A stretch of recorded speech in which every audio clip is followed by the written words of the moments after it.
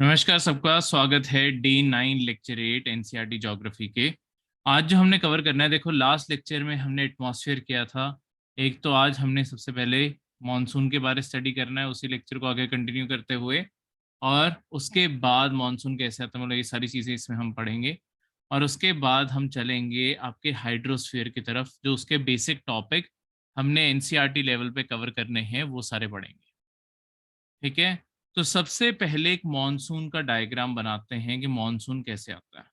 देखो last lecture में हमने विंड डायग्राम किया था, जहां पे मैंने यहाँ दोनों साइड पे विंड्स ड्रॉ की थी। ठीक है। इस साइड की विंड्स को, मतलब ये आपकी दोनों साइड पे ट्रेड विंड्स हैं। इस साइड पे आपकी साउथ ईस्टर्न और दूसरी साइड से जो विंड्स आती हैं वो आती हैं आपकी नॉर्थ ईस्टर्न ट्रेड विंड्स। दोनों साइड पे ट्रेड विंड्स हैं। अब देखो यहाँ पे सपोज कर लो, सपोज आपका इंडिया ऑलमोस्ट ना हाफ डिस्ट्रीब्यूट हो जाता है 23.5 पे। तो इस तरीके से आपका इंडिया दिखाई देता है। ठीक है। वर्ल्ड स्केल पे। तो अब यहाँ पे आपकी जो ट्रेड विंड्स चल रही हैं, जो मैंने आपको लास्ट लेक्चर में जैसे बताया था, ये इस सेंटर लाइन जो आपकी डोलड्रम का एरिया हो गया या ITCZ का एरिया हो गया, यहाँ तक ये नहीं पहुंच पाती। ठीक है, ये मोस्ट ऑफ द केसेस में है। पर एक चीज याद रखो, एक कई बार क्या कंडीशन होता है, विंड्स इतनी पावरफुल होती हैं ये एक दूसरे से अब जाके टकरा जाती हैं। अगर ये आपस में आके यहाँ पे टकरा जाएंगी ना, यहाँ पे बहुत बुरी तरीके से तूफान आते हैं फिर। ठीक है, अगर ये आपस में टकरा गई तो बहुत बुरी तरीके से तूफान आते हैं फिर डायरेक्टली। ठीक है, अगर ये दोनों साइड से प्रेशर आके टकरा गया, कि बिल्कुल ऑपोजिट विंड्स आके टकरा रही हैं, तो बहुत बड़ा स्टॉर्म क्रिएट करते हैं आपस में। ठीक है। अब इसके आगे हमारे लिए क्या जानने वाली चीज है। अब देखो होता क्या है, जैसे मैंने आपको लास्ट लेक्चर में बताया था।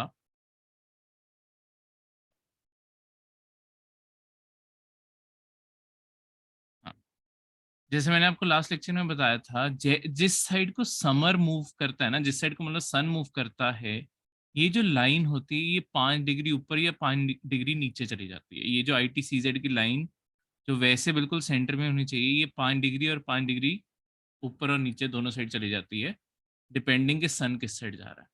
अब देखो जब हमारे मॉनसून आने वाला होता है, मॉनसून आने से पहले हमारे यहाँ पे, मतलब मॉनसून हमारा समर सीजन में आता है। समर सीजन का मतलब है, क्योंकि इंडिया नॉर्थ हेमिस्फीयर में पड़ता है, तो यानी कि सन इस साइड को आ रहा है। तो ये जो ITCZ की लाइन है, ये 5 डिग्री ऊपर को आ जाती है, यानी कि कुछ यहाँ को आ जाती है। अब इसके कारण अर्थ के ऊपर एक बहुत बड़ा फिनोमिना अकर हो जाता है। वो फिनोमिना क्या है? देखो मैंने आपको लास्ट लेक्चर में कोरियोलिस फोर्स बारे बताया था। एक बार दोबारा से रिमाइंडर दे देता हूँ। देखो जो आपकी अर्थ है, अर्थ रोटेट कर रही है। जब अर्थ घूम रही है, अर्थ अगर एक साइड को ही फोर्स लगेगी, अर्थ तो एक साइड पे टिल्ट करके एक साइड पे जाके गिर जाएगी। तो अर्थ ने अपने आप को बैलेंस करने के लिए एक रिवर्स फोर्स लगाई हुई है। तो रोटेशन की जो रिवर्स में लगती है उसे कहते हैं कोरियोलिस फोर्स। ये ऑलरेडी लिखा हुआ है यहाँ पे। ठीक है, आपके कोरियोलिस फोर्स। तो ये जो कोरियोलिस फोर्स है, ये एक बहुत बड़ा रोल प्ले करेगी। और दूसरा ये दो फैक्टर्स आपके ITCZ, एक तो समर के साथ दूसरी साइड को मूव हो गया। तो जैसे ही ITCZ ये 5 डिग्री ऊपर को मूव हुआ, इसके कारण जो अर्थ का सबसे चौड़ा हिस्सा था, जिसे हम इक्वेटर कहते हैं, ये यहां से हट गया। अब यहाँ सेंटर वाले हिस्से से हटने से क्या होगा? देखो मैंने आपको पहले बताया था कि नॉर्थ हेमिस्फीयर में, लास्ट लेक्चर में ये भी चीज बताई थी, और साउथ हेमिस्फीयर में इन दोनों साइड पे कोरियोलिस फोर्स हमेशा उल्टी लगी होती है। नॉर्थ हेमिस्फीयर में ये आपकी हमेशा काउंटर क्लॉकवाइज लग रही होती है, और साउथ हेमिस्फीयर में ये हमेशा क्लॉकवाइज लग रही होती है। ठीक है। और जो जीरो वाला बिल्कुल अर्थ का जो सेंटर है, यहाँ पे कोई कोरियोलिस फोर्स नहीं लगती, ये जीरो हो जाती है, क्योंकि डायरेक्शन चेंज होनी है, तो ये सेंटर पॉइंट आ गया। इस कारण कोई कोरियोलिस फोर्स नहीं होती। और जब यहाँ पे आपकी जीरो कोरियोलिस फोर्स थी, पर अब ये ऊपर को चला गया, यानी कि अब यहाँ पे आपकी काउंटर क्लॉकवाइज जो फोर्स है, आ दिया, चलो कोई नहीं। ठीक है। जो आपकी काउंटर क्लॉकवाइज फोर्स है, वो यहाँ पे अब लगनी शुरू हुई, क्योंकि देखो जो अर्थ का सबसे चौड़ा हिस्सा था, ये सारी की सारी अर्थ लगा लो, जो अर्थ का सबसे चौड़ा हिस्सा है, यही तो अर्थ हाफ में डिवाइड हो रही है। पर अगर आपकी कोई जो टेम्परेचर की लाइन है वो एक साइड को चली गई है, उसके कारण क्या होगा, ये जो विंड्स यहाँ तक आना चाहती थी, अब इन विंड्स को यहाँ तक जाना है। पर अब जैसे ही ये हाफ अर्थ का जो ये हाफ हो गया, इसे क्रॉस कर जाएंगी, इनकी डायरेक्शन ये नहीं हो सकती, ये वाली डायरेक्शन इनकी नहीं हो सकती, क्योंकि ये इस साइड को इसलिए ट्रैवल कर रहे थे क्योंकि इन्होंने कोरियोलिस फोर्स के कारण। दूसरी साइड पे तो पर रिवर्स कोरियोलिस, इन विंड्स की ना डायरेक्शन चेंज हो जाती है। देखो ऊपर से आपकी ट्रेड विंड इस साइड से आ रही थी, ये इन्हीं की डायरेक्शन में चल पड़ते हैं, इन विंड्स को ये रिप्लेस ही कर देते हैं। अब इस कंसेप्ट को मैं दोबारा से समझाता हूँ, ठीक है, थोड़ा सा और ब्रेक डाउन करके और थोड़ा सा और आसान बना के। अब एक बार ये सब कुछ रब कर दें, स्टार्टिंग से यहाँ से बनाते हैं। अब देखो आपके, मैंने आपको बताया यहाँ दोनों साइड से आपकी ट्रेड विंड्स आती हैं, पर ये दोनों ट्रेड विंड्स आपस में जुड़ नहीं पाती, क्योंकि ये जो ITCZ की बेल्ट बन गई उससे पहले ही ये गर्म होके वापस मुड़ जाती हैं और ऐसे पूरे एक अपना साइकिल बना लेती हैं। पर ये तब तक है जब तक ये ITCZ अर्थ के सबसे चौड़े वाले पार्ट में बिल्कुल सेंटर में है।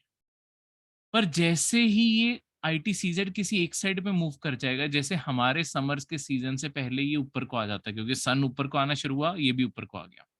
इसके कारण क्या हुआ, ये जो नीचे से विंड्स आनी थी, इन्होंने अब ज्यादा इन्हें लंबा पाथ कवर करना पड़ेगा। जब इन्हें ज्यादा, क्योंकि इस तक पहुंचना तो इस तक ही चाहती है ना, पर दिक्कत कहाँ आती है, जब ये जीरो लाइन क्रॉस करके ना, जो सबसे बड़ी रेजिस्टेंस थी इनकी आगे तक जाने के लिए, वो ये थी कि यहाँ पे कोरियोलिस फोर्स इन्हें वापस मोड़ देती थी।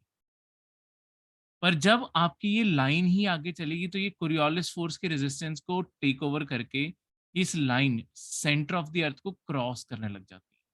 पर ये जैसे ही क्रॉस करेंगे, देखो ऊपर जो विंड की डायरेक्शन है वो तो ये डायरेक्शन है ना, नीचे जो विंड की डायरेक्शन है वो ये है, ठीक है। अब ये साथ के साथ अपना ये रास्ता बदलना शुरू कर देती हैं, ये सारी विंड्स इस साइड को मुड़ना शुरू हो जाती है। ऑब्वियसली ऊपर से जो विंड्स आ रही हैं वो एक बार ये रेजिस्टेंस शो करती हैं, पर क्योंकि ये नीचे वाली विंड्स इतनी लंबा ट्रैवल कर रही होती हैं, ये बहुत स्पीड पकड़ लेती हैं, इसके कारण ये जो ऊपर वो चलनी बंद हो जाती है। उसकी जगह विंड सिर्फ इस तरीके से चलनी शुरू हो जाती है, यहाँ से आएंगी, यहाँ मुड़नी शुरू हो जाएंगी। अब जब ये नॉर्थ हेमिस्फीयर एंटर कर गई, इनके खिलाफ आगे रेजिस्टेंस लगाने वाली अब कोई चीज नहीं बची है। ये विंड्स क्या करती हैं, अब देखो यहाँ पे आपका जो पूरा अफ्रीकन कॉन्टिनेंट था, यहाँ पे मतलब जो ये रास्ता बदल रही हैं, अगर आप सारे का सारा कॉन्टिनेंट स्टडी करना शुरू करोगे, अफ्रीका का ना ऑलमोस्ट जो सेंटर वाला हिस्सा है, अफ्रीका का जो कॉन्टिनेंट है, इस तरीके से दिखाई देता है, इससे भी नीचे तक है, ये वाली लाइन आपकी 30 डिग्री तक जाती है। पर चलो समझाने के लिए, यहाँ पे मतलब जो आपका देश है, फिर देश की बात करता हूँ, ठीक है, इस लाइन को क्रॉस करने से पहले, ठीक है, यहाँ पे आपका दूसरी साइड पे यहाँ पे मेडागास्कर पड़ जाता है। मेडागास्कर के यहाँ से ये लाइनें क्रॉस करके इंडिया की तरफ, ये मतलब हम इंडिया के कंटेक्स में, सारी दुनिया में हो रहा है ये, इंडिया के कंटेक्स में यहाँ से ये लाइनें यहाँ इंडिया की तरफ मुड़नी शुरू होती हैं। अब यहाँ से मेडागास्कर, ये अफ्रीका की साइड से देखोगे, यहाँ से लेके इंडिया के रास्ते के बीच में कुछ भी नहीं है, सिर्फ समुंदर ही समुंदर है। अब ये विंड एक बार मुड़ गई है, ठीक है, अब इंडिया की तरफ मुड़ गई है, अब कोई पर तब भी इन्हें टेम्पटेशन चाहिए कि क्यों इंडिया की तरफ जाए। ये टेम्पटेशन और ज्यादा बढ़ाता है हमारे यहाँ नॉर्थ में एरिया जो है, जिसे हम तिब्बत कहते हैं, तिब्बत का एरिया। अब तिब्बत का एरिया क्या है, तिब्बत एक फ्लैट लैंड है पर बहुत ही हाई एल्टीट्यूड पे, ठीक है, मतलब वो सी लेवल से काफी ऊपर है, पर वो बिल्कुल फ्लैट है, एक प्लाटो है वो, ठीक है, प्लाटो उन्हें कहते हैं जो, देखो हुआ क्या था, जब आपके आपस में आके यूरेशिया और इंडिया की प्लेट टकराई, दोनों साइड पे फोल्ड माउंटेन्स बने, ठीक है, ये पहाड़ बन गए, इसके कारण ना पीछे जो यूरेशिया की प्लेट है, जो अब चाइना वाली साइड पड़ जाती है, वहां पे जोर पड़ गया, वहां पे सरफेस जनरली ऊपर उठ गया, मतलब हमारे यहाँ पे प्लेन्स इस लेवल पे हैं, उनके वहां पे ये जो तिब्बत का एरिया जिसके ऊपर चाइना ने कब्जा किया हुआ है, वो इस लेवल पे उठा हुआ है। अब ये एल्टीट्यूड में देखो, नॉर्मल हमारे प्लेन्स इस लेवल पे, ये प्लेन्स ही ऊंचे हैं, यहाँ पे हवा पतली है क्योंकि एल्टीट्यूड ऊंचा है, पर ये बिल्कुल प्लेन एरिया है। इसके कारण क्या होता है, जब इसके ऊपर सन पड़ता है ना, ठीक है, यहाँ पे इसके ऊपर जब सनलाइट पड़ रही है, ये पूरी की पूरी सरफेस बेयर सरफेस है, कोई जंगल नहीं है, कुछ नहीं है, तो ये सारी सरफेस एक तरह से जलने लग जाती है, मतलब बहुत ही हीट अप हो जाती है। अब हमने रिलेशन पढ़ा है, जब भी आपके हाई टेम्परेचर होगा, हाई टेम्परेचर के एरिया में हमेशा लो प्रेशर बन जाएगा, और जब आपका लो प्रेशर किसी एरिया में क्रिएट होगा, ठीक है, तो हवाएं इसकी तरफ, मतलब अलग अलग जगहों से हवाएं इसकी तरफ भागेंगी कि ये लो प्रेशर खत्म कर। अब इस मौसम में जो सबसे पावरफुल हवाएं चल रही हैं वो ये वाली हैं। इन्हें दिखता है ये तिब्बत का एरिया हद से ज्यादा लो प्रेशर बना हुआ है। इसके कंपैरिजन में जो ये इंडियन ओशन है, पानी तो इस फ्लैट लैंड से ज्यादा, तो पानी तो उससे तो कम ही टेम्परेचर होगा ना, हमने वाटर और लैंड का रिलेशन भी पढ़ा। तो अगर तिब्बत में लेट्स सपोज टेम्परेचर आपके 40 डिग्री सेल्सियस तक गर्म हुआ पड़ा है, पानी आपका 25 डिग्री सेल्सियस तक गर्म हुआ पड़ा होगा। तो ये जो डिफरेंस दिख रहा है, इसके कारण यहाँ पे आपके हाई प्रेशर है। तो ये विंड्स क्योंकि इंडियन ओशन को क्रॉस कर रही हैं, इन विंड्स को होता है कि हम ये तिब्बत तक पहुंचे, यहाँ तक बरसात करवाना शुरू, इसलिए ये विंड्स भागती हैं तिब्बत की तरफ। अब भागते हुए देखो, ऐसा तो है नहीं कि समुद्र में गर्मी नहीं पड़ रही है, क्योंकि समर्स का मौसम है, तो ये सारे टाइम में आपके यहाँ पे आ, ये जो सारा इंडियन ओशन है, यहाँ पे आपके मॉइस्चर, क्योंकि इवेपोरेशन हो रही है गर्मी के कारण, क्योंकि सन तो इंडियन ओशन के ऊपर भी पड़ रहा है, वहां से पानी गर्म हो रहा है, तो पानी के अंदर से वाटर वेपर्स उठ रहे हैं, ये हवाएं वाटर वेपर्स को उठा लेती हैं, और ये जब अब इंडिया पहुंचने लगती हैं, इंडिया में यही हवाएं बरसात करवाती हैं, यही मॉनसून होता है बेसिकली। जब ये हवाएं आती हैं, देखो अब साउथ इंडिया में सबसे पहले मॉनसून वैसे साउथ इंडिया में नहीं, उससे पहले जो हमारे साइड पे आइलैंड्स है ना, अंडमान एंड निकोबार थोड़ा सा नीचे पड़ जाता है, अब ये विंड इस साइड से आई हैं ये सारी हवाएं, तो मेन लैंड पे सबसे पहले केरला में हवाएं पहुंचती हैं, पर उससे पहले अंडमान एंड निकोबार में आ चुकी होती हैं, क्योंकि थोड़ा सा अंडमान ज्यादा नीचे पड़ता है, निकोबार के आइलैंड जो है वो ज्यादा नीचे पड़ता है, वहां पे पहले मानसून आ जाता है। ठीक है, अब देखो मैंने आपको ये बताया था, जब भी विंड्स को नाम देना है, वो जिस साइड से आ रही है ना, उस साइड से नाम देना है। एक तो ये जो डायरेक्शन है, ये साउथ की डायरेक्शन है, दूसरी ये वेस्टर्न साइड है, तो इसे साउथ वेस्टर्न मॉनसून कहते हैं, साउथ वेस्ट मॉनसून कह लो, मॉनसून विंड्स। ठीक है, क्योंकि ये अपने सहावले के आ रही है, इन विंड्स को ये नाम दे देते हैं साउथ वेस्ट, जिस डायरेक्शन से आ रही है। ठीक है, तो ये दो मानसून आते हैं इंडिया में, तो ये पहला मानसून है। अब मैं इंडिया के मैप के ऊपर बताता हूँ इंडिया के मैप में क्या होता है। अब देखो ये मानसून आपका यहाँ पे है, ये विंड्स आपकी पहुंचनी शुरू हुई। अब इंडिया के यहाँ पे दो माउंटेन रेंजेस हैं, अगले लेक्चर में धीरे धीरे अब इंडिया को इसके बाद पढ़ना शुरू करना है। सबसे पहले एक यहाँ पे माउंटेन रेंज है, इन्हें हम कहते हैं वेस्टर्न घाट्स। दूसरी आपकी जो माउंटेन रेंजेस हैं वो हैं यहाँ पे, इन्हें हम कहते हैं ईस्टर्न घाट्स। इस साइड पे पड़ जाती है आपकी अरावली, और ये हैं आपके ज़्यादा ऊपर हो गए, और यहाँ पे हैं आपके हिमालयाज साइड को। ठीक है, ये आपके हिमालय के पहाड़ हो गए। ठीक है, ये पूर्वांचल, यहाँ पे गारो खासी जैंतिया, ये जो आपके सारे के सारे पहाड़ हैं, ये बहुत बड़ा रोल प्ले करते हैं। देखो जब ये विंड यहाँ पे, ये जो पानी की विंड्स भरी आ रही हैं साउथ वेस्ट मानसून की, ये आके जैसे ही वेस्टर्न घाट से टकराती हैं, ये पूरे एरिया में आपके मानसून आना शुरू हो जाता है। इसीलिए आप सबसे पहले, मतलब ये नीचे वाली विंड पहुंचेगी, इसलिए सबसे पहले आप मेन लैंड पे केरला बारे सुनते हो कि मानसून आ गया है। तो मानसून ऑलमोस्ट 1 जून को केरला पहुंच जाता है।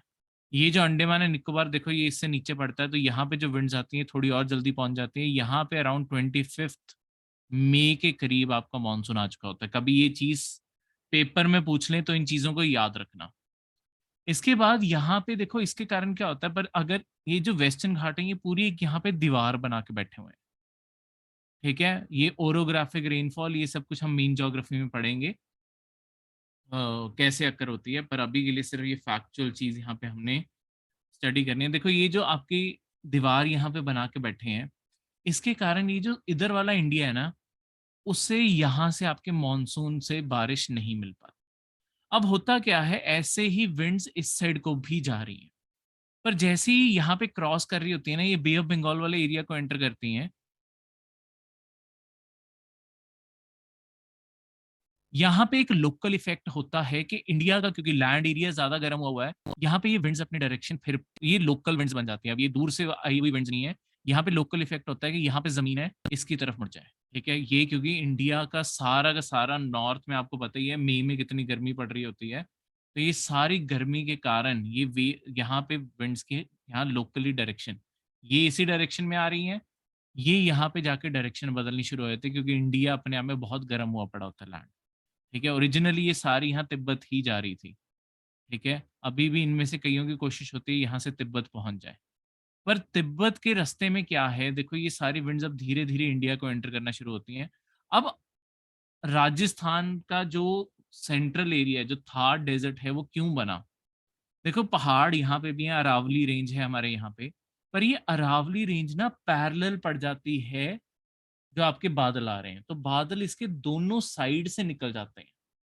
इस कारण जब तक पहाड़ आगे दीवार बन के नहीं खड़े होंगे ना, वो पानी को रोक नहीं पाएंगे, वो इन हवाओं को रोक नहीं पाएंगे। तो यहाँ से ये जो गैप है, यहाँ से ये हवाएं निकलना शुरू होती है, और यहाँ पे वेस्टर्न घाट्स एक साथ है, ईस्टर्न घाट्स ना बीच बीच में टूटे हुए हैं, तो ये यहाँ पे मुड़ के इन सारे एरियाज में धीरे धीरे फैलना शुरू होती है, ठीक है। एक चीज याद रखना, पर इन हवाओं को जो मुड़ते मुड़ते जो टर्न लेती है ना, ये जो नीचे वाला एरिया है तमिलनाडु वाला एरिया है, तमिलनाडु वाले एरिया में मई जून में इतनी बरसात नहीं होती, मतलब मानसून तो आता ही नहीं है वहां पे, लोकल रेन चाहे हो जाए, क्योंकि ये विंड मुड़ते मुड़ते जितना टाइम लगा देती है ना, ये इंडिया का नीचे वाला कोना सारा छूट जाता है, तो यहाँ से ये विंड्स कवर नहीं कर पाती, इस तरीके से आपकी बाकी सारे इंडिया के अंदर बरसात करवाना शुरू करती है।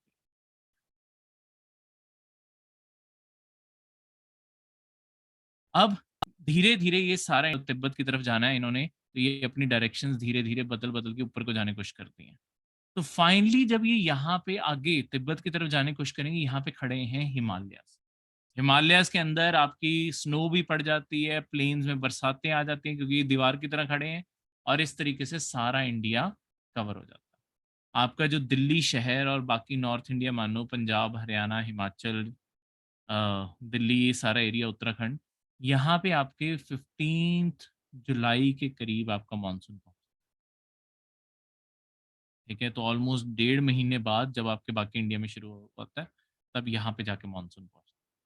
तो इस तरीके से आपकी सारी की सारी विंड्स यहाँ पे ट्रैवल करती है, ठीक है। तो ये होता है हमारा साउथ वेस्ट मानसून, जिसे क्योंकि ज्यादातर इंडिया को इसी टाइम पे बरसात मिलती है, इसीलिए हम इसे मेन मानसून मानते हैं इंडिया का।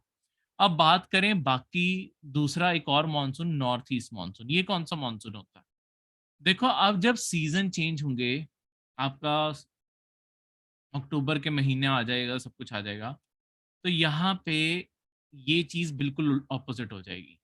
यहाँ पे अभी ये जो लाइन थी, अक्टूबर के महीने मतलब आपका सन दूसरी साइड जा चुका है, समर अब नीचे को आनी है, समर नीचे को आनी है। अब ये 5 डिग्री जो लाइन ऊपर गई थी, अब ये 5 डिग्री लाइन नीचे को चली जाती है। अब इसके कारण क्या होता है, जो ऊपर से ट्रेड विंड्स आ रही थी, अब ये क्रॉस कर रही है, ये क्रॉस करेंगी, यहाँ से डायरेक्शन चेंज करेगी, अब मॉनसून ये नीचे वाली कंट्रीज में आना शुरू होता है। तो इस टाइम पे फिर इंडिया का क्या लेना देना है, देखो इंडिया फिर से इंडिया की पोजीशन बनाए, रफ हम यहाँ पे ड्रॉ कर देते हैं, ठीक है। ये रफली इंडिया हो गया। अब यहाँ पे जो इंडिया है, अब क्या करता है, फ्लैट लैंड है, ये ठंडा भी और कोल्ड डेजर्ट है एक तरह से तिब्बत, क्योंकि हाई एल्टीट्यूड पे है, ये गर्म भी बहुत जल्दी होता है बट ठंडा भी बहुत जल्दी हो जाता है। तो तिब्बत यहाँ पे हद से ज्यादा ठंडा हो जाता है, पानी से भी ज्यादा, इंडियन ओशन से ज्यादा तिब्बत ठंडा होता है। इसके कारण क्या होता है, आपके तिब्बत में बन जाएगा हाई प्रेशर। किसके कंपैरिजन में? इंडियन ओशन के कंपैरिजन में, जिस साइड को ये सारी विंड्स भाग रही हैं। ठीक है, तो यहाँ पे आपके लो प्रेशर है। इस कारण अब तिब्बत की साइड से हवाएं चलनी शुरू होती हैं, जिनका मकसद होता है कि हम यहाँ नीचे वाले एरिया इंडियन ओशन तक पहुंच जाए। अब जब ये यहाँ ऊपर से चलना शुरू करेंगी, ये सारे एरिया से, मतलब हिमालय से हवा चलनी शुरू होती है। ठीक है, हमारे लिए तिब्बत साइड से हिमालय से हवा चलनी शुरू हुई। देखो यहाँ पे इन्होंने कोई ज्यादा मॉइस्चर नहीं गैदर किया होता, सिर्फ हिमालय के ऊपर ऊपर एरिया पे है। तो आपके नॉर्थ ईस्टर्न रीजन में बारिश इस मानसून से भी होती है, इस मानसून से भी होती है। उसके अलावा ये विंड यहाँ पे चल रही है, अंडमान एंड निकोबार में भी फिर बारिश होगी। तो अंडमान एंड निकोबार में इस मौसम में भी होती है बारिश, इस मौसम में भी होती है। उसके बाद यहाँ पे ये कुछ उड़ीसा का कोस्ट है, यहाँ पे कोस्टल एरिया जो उड़ीसा का है, यहाँ पे इस मानसून में भी बारिश होगी, इस मानसून में भी बारिश होगी।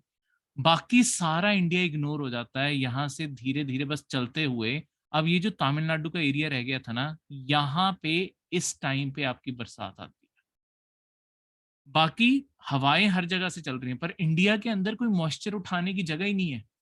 ठीक है, इसके कारण ये भी यहाँ पे लोकल बस आपके थोड़ी बहुत ही जो पहाड़ों के अंदर ही बरसातें हो जाती हैं आपके अक्टूबर और ये महीनों में, बस वहीं पे खत्म हो जाती है। यहाँ पे बेसिकली नॉर्थ ईस्ट वाला मानसून नीचे तक कैसे पहुंच जाता है, क्योंकि यहाँ पे लैंड एरिया छोटा है। तो यहाँ पे जो हिमालय से हवा चलेंगी ये बहुत जल्दी समुंदर में आ जाएंगी, समुंदर में आगे कंटिन्यूटी बन जाएगी और मॉइस्चर मिलना शुरू हो जाएगा। वो मॉइस्चर के कारण यहाँ पे आसपास के एरिया में बरसात इस टाइम पे होती है, वो फॉरवर्ड हो जाता है। तो इस चीज को आपके कहते हैं, अब ये जो विंड की डायरेक्शन है, ये डायरेक्शन होगी, इस कारण इन्हें नॉर्थ ईस्ट, नॉर्थ डायरेक्शन और ईस्टर्न साइड से नॉर्थ ईस्ट मानसून भी कहते हैं। ये बाकी इंडिया में बरसात नहीं करवाता, ये सिर्फ ये तमिलनाडु वाले नीचे वाले एरिया में करवाता है। बाकी सारे इंडिया को आपके साउथ वेस्ट मानसून से बरसात मिलती है। अब इस चीज को अच्छे से आप याद रखिए। ठीक है, क्लियर है? अब अगला टॉपिक जो है हमारा, देखो अक्सर इंडिया के अंदर और खासकर आंध्र प्रदेश और उड़ीसा के कोस्ट के अंदर आपके इन दोनों मौसम, मतलब जो आपके सीजन पड़ते हैं, चाहे आपका जून जुलाई का सीजन पड़ा, चाहे आपके अक्टूबर के करीब सीजन पड़ा, यहाँ पे हमेशा चांस होता है कि साइक्लोन बन जाए। आपके मई जून जुलाई में ज्यादा चांसेस होते हैं। ये क्यों बनता है, अब इसका कारण जानते हैं। देखो ओरिजिनली ट्रॉपिकल साइक्लोन बनाने की कुछ कंडीशंस चाहिए। सबसे पहली कंडीशन क्या है कि देखो सबसे पहले आपका पानी बिल्कुल काम हो, जब शुरू होने से पहले, ये काफी दिन पहले, काफी दिन लग जाते हैं इसे बनने में, क्योंकि आपका पानी बिल्कुल शांत हो। ठीक है, और जो आपका सूरज है,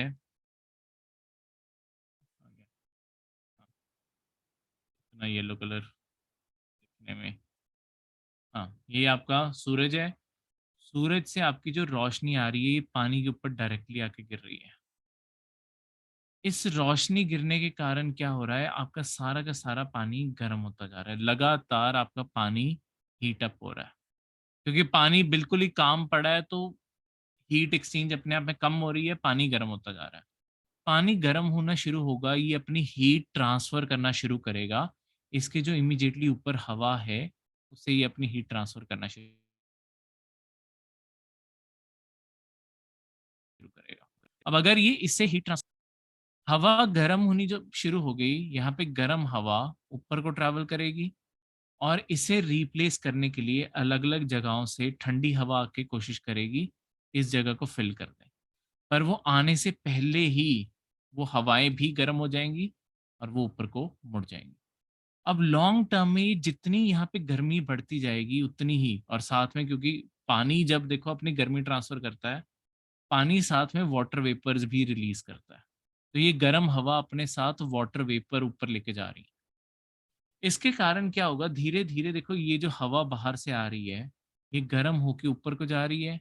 इस तरीके से ये एक राउंड फिगर में बाहर से आएगी, घूमेगी, गर्म हुई ऊपर को चली, इस तरीके से आपका एक रोटेशन फॉर्म होनी शुरू हो जाती है।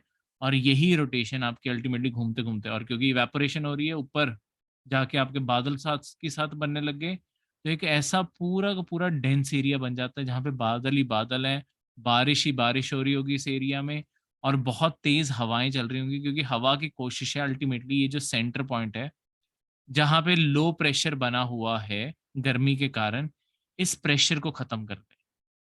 तो इस एरिया जहाँ पे आपका लो प्रेशर बना होता है, इसे कह देते होते हैं आई ऑफ द साइक्लोन, क्योंकि इसे ऊपर से देखोगे ना, ये ऊपर से ऐसा दिखता होता है, एक बिल्कुल गोल सर्कल की तरह, और इसके आसपास ये विंड्स ऐसी सारी इसके आसपास से घूमती हुई बादल दिख रहे होते हैं। वो बादल इसी तरीके से बने हैं, ये जो इवेपोरेशन हुई है। तो ये जो पूरी रोटेशन होनी शुरू हुई, ये सारा का सारा जो प्रोसेस हुआ, इसके कारण आपका साइक्लोन ऐसा बन गया कि एक साइक्लोन की आउटर वॉल होगी और एक साइक्लोन की इनर वॉल होगी। ठीक है? आपकी विंड्स बाहर से आके अंदर तक आने की कोशिश कर रही हैं, यहाँ पे गर्म होके बाहर को चली गई और फिर फैल गई। इस तरीके से आपका सारा का सारा साइक्लोन बनना शुरू होता है। अब साइक्लोन एक साइड को घूम रहा होगा, वो कौन सी साइड को घूम रहा होगा? वो वही डायरेक्शन है जो कोरियोलिस फोर्स के कारण होगी। नॉर्थ हेमिस्फीयर में ये चीज काउंटर क्लॉकवाइज है और साउथ हेमिस्फीयर में ये चीज क्लॉकवाइज है। तो यानी कि ट्रॉपिकल साइक्लोन साउथ हेमिस्फीयर में क्लॉकवाइज घूमते हैं और नॉर्थ हेमिस्फीयर में काउंटर क्लॉकवाइज घूमते हैं। ठीक है, क्लियर है?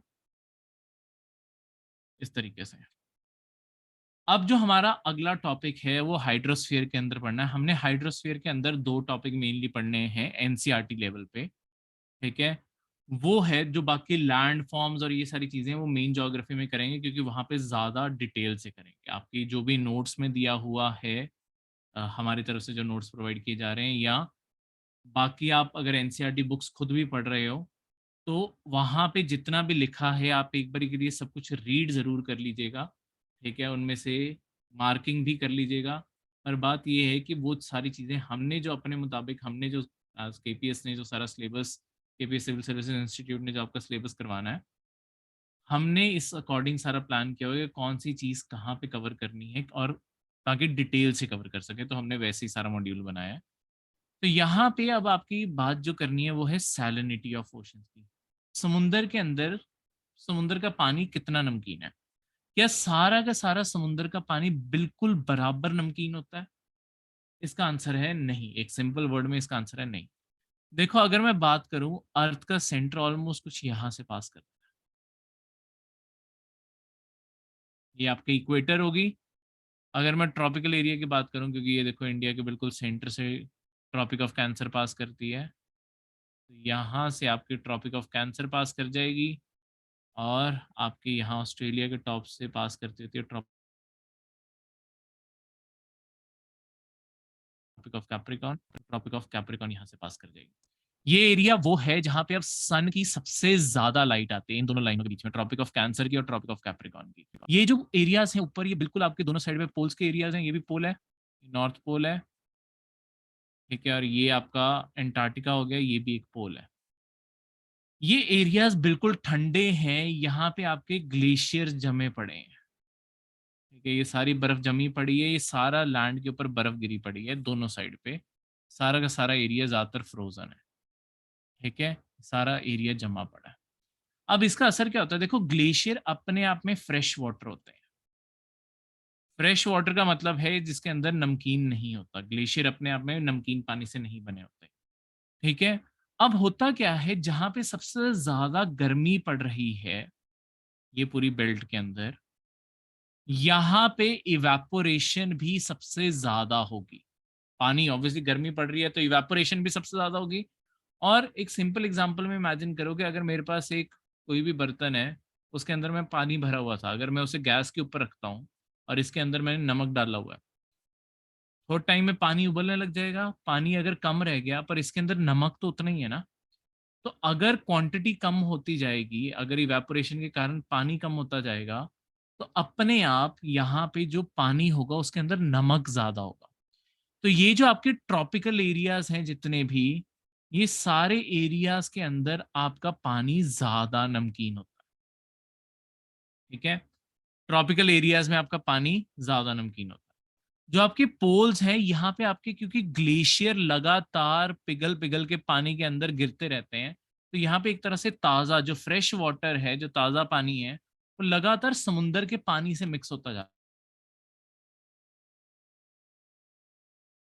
है। अब यही चीज है, मेरे पास एक पतीला है और सिर्फ पानी डाल दूं बिना नमक के, बस सिर्फ पानी डाल दूं, तो ये नमक अब ये सारे पानी में डिस्ट्रीब्यूट हो जाएगा ना, तो ये पहले से कम नमकीन लगेगा।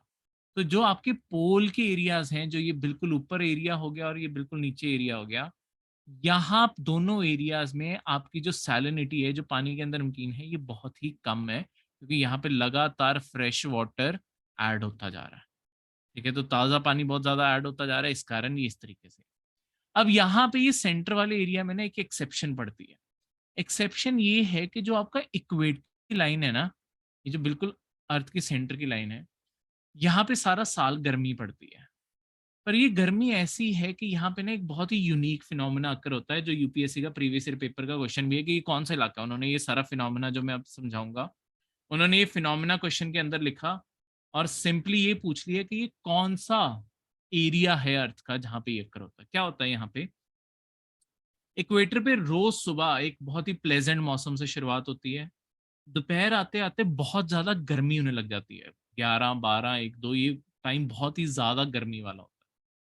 पर 2 बजे तक क्योंकि इतनी इवेपोरेशन हो चुकी होती है, 2 3 बजे तक ना आपके बादल आने शुरू हो जाते हैं सारे एरिया में। ठीक है, मतलब ऐसा नहीं कि सारे एरिया में ही बादल आ रहे होंगे, ऑब्वियसली अलग अलग टाइम पे।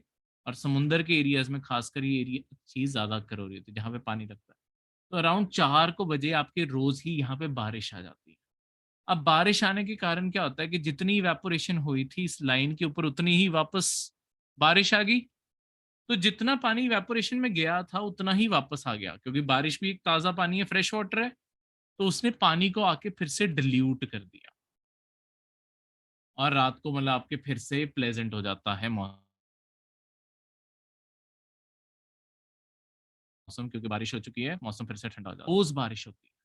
इसके कारण क्या होता है, जो इक्वेटर का एरिया है, एक तो यहाँ पे बहुत ज्यादा अच्छे फॉरेस्ट बने हुए हैं, जैसे ये अमेजोन फॉरेस्ट यहीं पे है, वो इसीलिए है क्योंकि इक्वेटर के एरिया पे पड़ता है वो। दूसरी चीज, आपकी मतलब ये सारे एरिया को देखो, ये तभी इतना ग्रीन पड़ा हुआ है, इसके आसपास का सारा एरिया। ठीक है, ये इसलिए इतना ग्रीन है क्योंकि समुंदर के अंदर भी बारिश हो रही है, यहाँ पे बारिश हो रही है, बहुत बारिश होते हैं इन एरिया। तो ये जो रोज बारिश के कारण फ्रेश वाटर दोबारा से ऐड हो जाता है, इस कारण इक्वेटर के एक्सेप्शन पड़ जाता है बाकी ट्रॉपिकल। देखो जो बाकी सारा ट्रॉपिकल एरिया है, ऊपर भी ट्रॉपिक ऑफ कैंसर से लेके इक्वेटर तक और यहाँ नीचे तक भी, यहाँ पे रोज बारिश नहीं हो रही, यहाँ पे इवेपोरेशन रोज हो रही है, पानी उड़ जरूर रहा है पर वापस नहीं आ रहा। तो यहाँ पे आपकी सैलिनिटी सबसे ज्यादा रहती है, बस इक्वेटर पे इनके कंपैरिजन में सैलिनिटी कम होती है, क्योंकि वहां पे रोज बारिश हो जाती है। ठीक है, अब इससे अगला जो फैक्टर आपको याद रखना जरूरी है, वो ये है कि देखो अब दो टाइप के आपके ओशंस या सीज हो गए या गल्फ हो गए। एक है देखो जो भी आपके ओपन सी है, ये सारा का सारा एरिया खुला है, यहाँ पे पानी आराम से एक दूसरे से एक्सचेंज हो रहा है। तो कहीं ना कहीं पानी अपनी सैलिनिटी बैलेंस करने की कोशिश कर लेता है। पर यहाँ देखो, अगर मैंने अटलांटिक से ये मेडिटेरेनियन में जाना है, सारा मेडिटेरेनियन का इलाका है। ठीक है, और मतलब ये मेडिटेरेनियन से आगे इस साइड पे ये ब्लैक सी भी आ गया, और ये चलो बाकी सारा मेडिटेरेनियन भी हो गया। ये सारा मेडिटेरेनियन, ब्लैक सी, ये सारा एरिया जो है, इन्हें ना बाकी एरिया जो समुंदर से कनेक्ट करते हैं, ये बहुत ही पतले एरियाज हैं। इस कारण ये अपनी जो पानी है ये आसानी से एक्सचेंज नहीं कर पाता, क्योंकि आसपास लैंड ने बंद किया हुआ है। ये समुंदर लैंड से घिरे पड़े हैं, ये सीज जो हैं ये लैंड से घिरे पड़े हैं। जितना ज्यादा का कोई सी, कोई गल्फ या कोई भी उसके लिए जो आपकी सी ब्रीज चलनी शुरू होती है, उसके अंदर भी मॉइस्चर होगा। इसके कारण इन एरियाज में सैलिनिटी ज्यादा हो जाती है। कोई भी जो आपका क्लोज्ड सी होगा, जो बंद होगा, जैसे ये जो आपका सी है, अगर आपको ये दिख रहा है, ये पूरी तरीके से लैंड के अंदर बंद है, ये है आपका कैस्पियन सी। जो कैस्पियन सी है ये चारों लैंड से बंद है, इसके अंदर सैलिनिटी बहुत ज्यादा है, क्योंकि चारों जमीन से बंद है। ये भी बंद, ज्यादातर बंद है, इसकी छोटी छोटी बस एग्जिट्स हैं यहाँ से और यहाँ से, इस कारण यहाँ पे भी सैलिनिटी बहुत ज्यादा है। जितना एरिया बंद होगा, जैसे ये आपका गल्फ का एरिया हो गया, उतनी ज्यादा सैलिनिटी होगी। जितना एरिया खुला होगा, उतना पानी आपस में बराबर एक्सचेंज कर पाएगा और सैलिनिटी बैलेंस कर पाएगा। ठीक है, क्लियर है? तो ये सारी चीज, अब ये जो आपकी सैलिनिटी का डिफरेंस है, ठीक है, एक तो सैलिनिटी का डिफरेंस हो गया, दूसरा अर्थ के ऊपर टेम्परेचर के डिफरेंस हो गए कि आपका ये सेंटर ऑफ द अर्थ ज्यादा गर्म है, साइड पे आपका ज्यादा ठंडा एरिया, ये आपका गर्म एरिया है। ये दो फैक्टर्स के कारण ना पानी का अपना मोशन शुरू हो जाता है, पानी अपने आप को बैलेंस करने की कोशिश में लग जाता है। अब जब ये बैलेंस करना शुरू होता है, पानी एक फिक्स्ड डायरेक्शन में मूव करना शुरू कर देता है। ठीक है, क्योंकि इसे डायरेक्शन क्यों मिलती है, फिर से वही आंसर इसका, कोरियोलिस फोर्स के कारण। ठीक है, ये एक डायरेक्शन में, ऐसा सीधा सीधा नहीं चलना शुरू होता, ऑब्वियसली इसे कोई ना कोई डायरेक्शन मिलेगी, किस साइड से किस साइड को चलेगा। ये सारी डायरेक्शन और इसकी मूवमेंट को हम कह देते हैं आपके ओशन करंट्स। ओशन करंट जो पानी की मूवमेंट है, एक जगह से पानी दूसरी जगह को जा रहा है, इस सारी चीजों को हम कहेंगे ओशन करंट्स। किस तरीके से ओशन करंट्स चल रहे हैं, ठीक है। ओशन करंट्स को और ज्यादा डिटेल में भी हम आगे पढ़ेंगे, पर एक तो आप नाम अभी याद करोगे, तो मैं आपको ये मैप यहाँ पे दे रहा हूँ, बहुत ही डिटेल्ड मैप है। ये देखो, जैसे आपका ये सेंटर में इक्वेटर का एरिया है, इक्वेटर का एरिया बहुत गर्म है, ठीक है। ये नॉर्थ अमेरिका, साउथ अमेरिका, यहाँ पे बताता हूँ, ठीक है। यहाँ से ये देखो, बिल्कुल सेंटर वाले एरिया से ये देखो एरोज बनाए हुए हैं, यहाँ से सारा गर्म पानी यहाँ घूम के जा रहा है। इसे जो कहते हैं, इसे पहले तो north Atlantic north equatorial current इस साइड कुछ गया, यहाँ पे आपके नॉर्थ अमेरिका में यहाँ पे अंदर से फ्लोरिडा करंट भी इसके साथ जुड़ा, वो भी गर्म है। देखो जो जो एरिया रेड से बनाए, पानी गर्म पानी ट्रैवल कर रहा है। अगर आप गर्म पानी की हमेशा डायरेक्शन देखोगे, ये पोल्स की तरफ जा रहे हैं, और पोल्स की तरफ से ठंडा पानी आपके सेंटर की तरफ आ रहा है। तो जैसे मैंने आपको बताया, दो फैक्टर्स हैं, टेम्परेचर का फर्क जो आया और सैलिनिटी का जो फर्क आया, उसके कारण ये सारा मोशन होना शुरू हुआ। ठीक है, ये और ज़्यादा डिटेल में हमने चीज़ें पढ़नी है आगे जाके मेन ज्योग्राफी में, पर अभी समझने के लिए आपको ये लॉन्ग टर्म है, क्योंकि डायग्राम हमने याद करवाना है। डायग्राम में क्या याद करवाना है, फ्लोरिडा करंट जैसे नॉर्थ अमेरिका में कहाँ पड़ता है, कैरेबियन करंट कहाँ पड़ता है, आपको ये सारे नाम याद करने हैं, कौन सी कॉन्टिनेंट के किस साइड पे पड़ते हैं। और ये करंट, जैसे पेरू करंट एक कोल्ड करंट है, ब्लू में बना हुआ है, ठीक है। उसके अलावा जैसे ये ब्राजीलियन करंट है, ये गर्म है, ठीक है। तो ये साउथ अमेरिका एक साइड, पेरू एक साइड, ये फाकलैंड ये ठंडा है, ये ऊपर को आ गया। तो ये आपको ये सारी की सारी चीजें याद करनी है कि किस तरीके से हॉट और कोल्ड करंट कहाँ कहाँ है, और वो मतलब क्या उनका टेम्परेचर है। डायरेक्ट क्वेश्चन आता है, बेनगुएला करंट अफ्रीका के किस साइड पे पड़ेगा, या एगुला करंट किस साइड पे पड़ेगा। तो ये आपको नाम सारे याद करने जरूरी हैं, और मैंने डायरेक्शन का आपको सिंपली याद करने का तरीका बता दिया। जो ठंडे करंट होंगे, ये हमेशा पोल्स की साइड से इक्वेटर को जाने की कोशिश में लगे होंगे, ठीक है। जाते जाते ये गर्म हो जाएंगे, पर यहाँ से ये सारे ठंडे करंट पोल्स की तरफ जा रहे हैं, यहाँ से ये नीचे जाते जाते ठंडे हो जाएंगे, तो नीचे भी गर्म करंट नहीं पहुंच पाते, और यहाँ पे ठंडे करंट नहीं पहुंच पाते, पर ये जा इस साइड को रहे हैं, गर्म नीचे को, ठंडे। तो ये डायरेक्शन याद करनी आपके लिए कंपेरेटिवली आसान है। बस ये सारा मैप और ये चीज़ याद रखिए। आगे जाके हमने ये भी पढ़ना है, जहाँ पे ये ठंडे और गर्म करंट आपस में आके टकराते हैं, वहाँ पे क्या होता है, ठीक है। ये सारी चीज़ें हम स्टडी करेंगे, कैसे रीजन होते हैं, ठीक है, अपवेलिंग क्या होती है, ये सारी चीज़ें आएंगी, ठीक है। एकमैन एक फिनोमेना होता है, वो सारी चीज़ें, ज्योग्राफी अपने आप में अभी बहुत डिटेल्ड है, और जितनी आपकी बुक्स है उससे ज़्यादा हम डिटेल में कवर करवाएंगे, पर अब वो मेन ज्योग्राफी का हिस्सा रहेगा। इसके बाद जो हम चीज़ शुरू करेंगे वो है आपकी इंडियन ज्योग्राफी, इंडिया को अब पढ़ना शुरू करेंगे, ठीक है। अब अगले 2 लेक्चर इंडिया के, और उसके बाद हम मूव करेंगे आपके रिसोर्सेज और एग्रीकल्चर, ऐसी सारी चीज़ों, ठीक है, जो आपके लास्ट लेक्चर्स होंगे। थैंक यू, मिलते हैं आपको अगले लेक्चर।